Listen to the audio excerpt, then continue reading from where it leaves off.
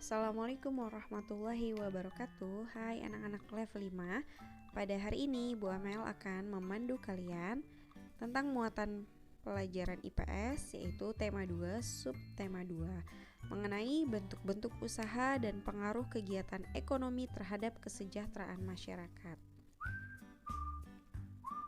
Sebelum memulai kegiatan pembelajaran pada hari ini, sebelumnya Bu Amel mau tanya, apakah kamu sudah paham dan tahu apa saja itu kegiatan ekonomi? Nah, kegiatan ekonomi itu ada 3. Yang pertama adalah produksi, yang kedua adalah konsumsi, dan yang ketiga adalah distribusi. Produksi adalah kegiatan yang dapat menghasilkan barang atau jasa, sedangkan konsumsi adalah kegiatan menggunakan atau memakai barang atau jasa.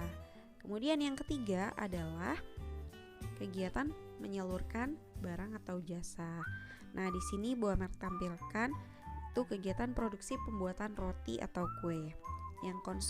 Yang mengkonsumsi adalah masyarakat dan didistribusikan dalam bentuk menyalurkan, diletakkan di toko-toko atau supermarket, atau didistribusikan langsung menggunakan tenaga masyarakat. Nah, tujuan pembelajaran kita pada hari ini yaitu adalah bentuk-bentuk usaha ekonomi. Yang kedua, mengetahui pengaruh kegiatan ekonomi terhadap kesejahteraan masyarakat. Nah, apa saja bentuk-bentuk usaha? Bentuk-bentuk usaha itu dibagi menjadi 2, yaitu usaha ekonomi perorangan atau secara mandiri, kemudian usaha ekonomi kelompok, yaitu ada yang dibina langsung dari pemerintah pusat, contohnya BUMN, yaitu Badan Usaha Milik Negara, dan Badan Usaha Milik Daerah. Kemudian ada juga badan usaha swasta, yaitu perusahaan perorangan, firma, perseroan terbatas atau PT, kemudian persekutuan komanditer atau CV, dan yang terakhir adalah koperasi. Nah, apa yang dimaksud dengan usaha ekonomi perorangan? Usaha ekonomi perorangan itu adalah usaha yang dikelola dan diusahakan sendiri dengan modal milik sendiri. Tujuannya apa? Biasanya dilakukan dengan tujuan untuk memenuhi kebutuhan sendiri. Contohnya apa saja? Contohnya usaha jasa, pertanian, dan usaha kecil seperti warung. Nah, berikut adalah contoh-contoh usaha ekonomi perorangan. Berjualan bakso, petani padi, penyadap karet, peternak sapi, peternak ikan, warung atau toko kecil, dan masih banyak lagi. Nah, sedangkan usaha ekonomi kelompok adalah usaha ekonomi kelompok, yaitu usaha yang dikelola secara berkelompok. Usaha ini biasanya memiliki modal yang besar. Nah, sistem pembagian keuntungan berdasarkan modal yang dimiliki. Nah, oke, ini tadi ya, ada contohnya BUMN dan BUMD. Sorry, ini harusnya BUMD. Nah, BUMN ini adalah badan usaha yang dikelola oleh pemerintah pusat. Nah, sedangkan BUMD adalah badan usaha yang dikelola oleh pemerintah daerah. Nah, baik BUMN maupun BUMD adalah bidang usaha yang dikelola biasanya menyangkut kepentingan masyarakat umum dan merupakan usaha yang paling penting atau strategis. Contohnya adalah listrik yang dikelola oleh PLN, kemudian air bersih yang dikelola oleh PDAM, dan minyak bumi yang dikelola oleh Pertamina. Nah, ini adalah contoh-contoh perusahaan di bawah naungan badan usaha milik negara. Kemudian yang kedua adalah badan usaha swasta. Sama seperti halnya BUMN dan BUMD, ini juga adalah badan usaha kelompok tapi di bawah naungan swasta. Yang pertama adalah perusahaan perorangan. Perusahaan perorangan adalah badan usaha yang dimiliki oleh satu orang saja. Nah, usaha ini dijalankan sendiri oleh pemiliknya. Pada perusahaan perorangan tidak ada pemisahan yang jelas antara modal perusahaan dan kekayaan pribadi miliknya. Kemudian ada yang namanya firma. Firma adalah badan usaha yang dikelola oleh banyak orang.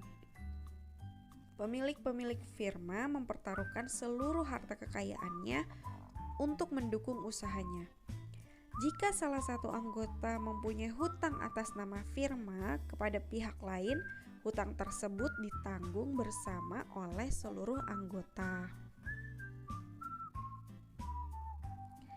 Nah, badan usaha swasta yang ketiga adalah perseroan terbatas atau PT. Perseroan terbatas adalah badan usaha yang modalnya dihimpun dari beberapa orang dengan cara menjual saham. Pemilik saham sama halnya dengan pemilik PT. Jadi, jika PT mempunyai hutang, jaminannya hanyalah kekayaan milik PT. Nah, kekayaan pribadi pemilik saham tidak dapat dijadikan jaminan atas hutang PT. Yang keempat adalah persekutuan komanditer atau CV. Nah, dalam CV itu terdapat dua macam anggota, yaitu anggota pasif dan anggota aktif. Anggota aktif bertanggung jawab penuh terhadap CV dengan mempertaruhkan seluruh kekayaannya. Sedangkan anggota pasif tanggung jawabnya hanya sebatas modal yang ditanam dalam CV. Dan yang terakhir adalah koperasi. Koperasi ini adalah bentuk usaha bersama berdasarkan asas kekeluargaan. Tujuan utama koperasi adalah kesejahteraan anggota, sehingga koperasi adalah bentuk perekonomian yang sesuai dan tertera dalam Undang-Undang Republik Indonesia Pasal 33 Ayat 1 Tahun 1945 yang isinya membangun perekonomian nasional. Nah, berikut adalah contoh-contoh perusahaan badan usaha swasta seperti Unilever, Indofood, itu merupakan perusahaan swasta. Kemudian ada firma, ada PT, salah satunya PT Indosat. Kemudian CV. CV biasanya banyak kita temukan pada bidang-bidang jasa. Kemudian ada koperasi. Nah, materi kedua adalah pengaruh kegiatan ekonomi terhadap kesejahteraan masyarakat. Nah, apa pengaruh kegiatan ekonomi terhadap kesejahteraan masyarakat? Nah, ada 3 faktor yang mempengaruhi kegiatan ekonomi untuk kesejahteraan masyarakat. Yang pertama adalah kebijakan ekonomi masyarakat. Yang kedua, pendapatan masyarakat. Dan yang ketiga adalah sumber daya ekonomi. Nah, apa maksudnya kebijakan ekonomi pemerintah? Pemerintah itu sebagai penentu kebijakan ekonomi. Kenapa? Kebijakan pemerintah yang berpihak kepada masyarakat akan berpengaruh terhadap kesejahteraan masyarakat. Contohnya, jika pemerintah melarang impor gula, impor itu maksudnya adalah masuknya barang dari luar negeri ke dalam negeri, dari luar negeri ke Indonesia, seperti itu ya. Di sini Bu Amel ambil contoh gula. Indonesia juga produksi gula.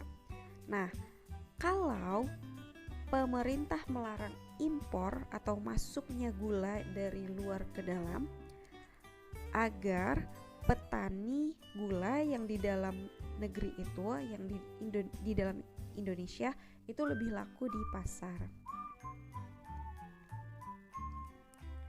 Nah, yang kedua adalah pendapatan masyarakat.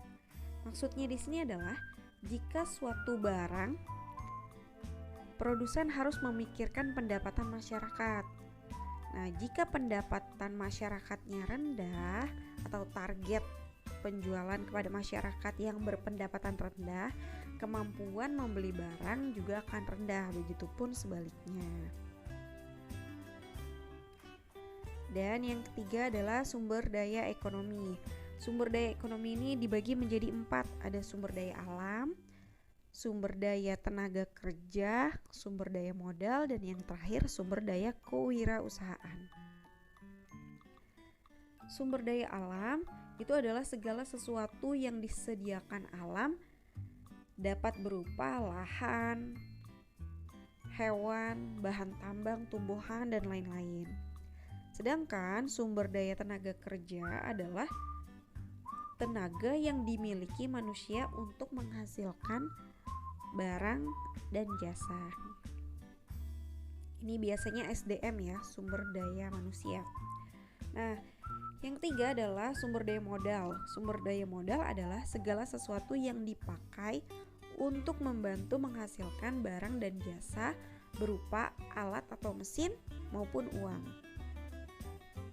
Dan yang terakhir adalah sumber daya kewirausahaan, yaitu keahlian seseorang untuk menggabungkan sumber daya agar menghasilkan barang dan jasa. Nah, pengaruh positif dan negatif terhadap pengaruh positif dan negatif kegiatan ekonomi terhadap kesejahteraan masyarakat. Nah, pengaruh positifnya adalah yang pertama mempercepat pembangunan nasional.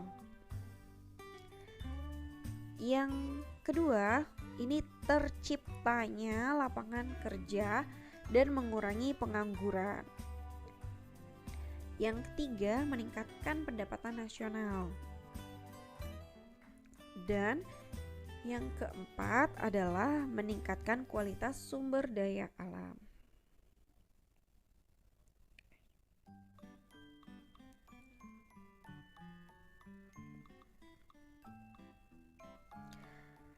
Oke, pengaruh negatifnya adalah pembangunan ekonomi tidak terencana dengan baik, sehingga dampaknya bisa terjadi kerusakan lingkungan hidup. Dan yang kedua, industrialisasi mengakibatkan berkurangnya lahan pertanian. Yang terakhir, berkurangnya atau bahkan hilangnya habitat alam baik hayati maupun hewani. Nah, terima kasih sudah menyaksikan video yang sudah Bu Guru jelaskan. Tugas kalian adalah membaca halaman 57-58, kemudian latihan soal poin ayo mengisi 1-5. Boleh dijawab langsung pada buku paket atau ditulis di buku tulis, dan tugasnya tidak perlu dikumpulkan atau disetorkan ke kelas. Terima kasih sudah menyimak video tadi. Kurang lebihnya mohon maaf. Wassalamualaikum warahmatullahi wabarakatuh.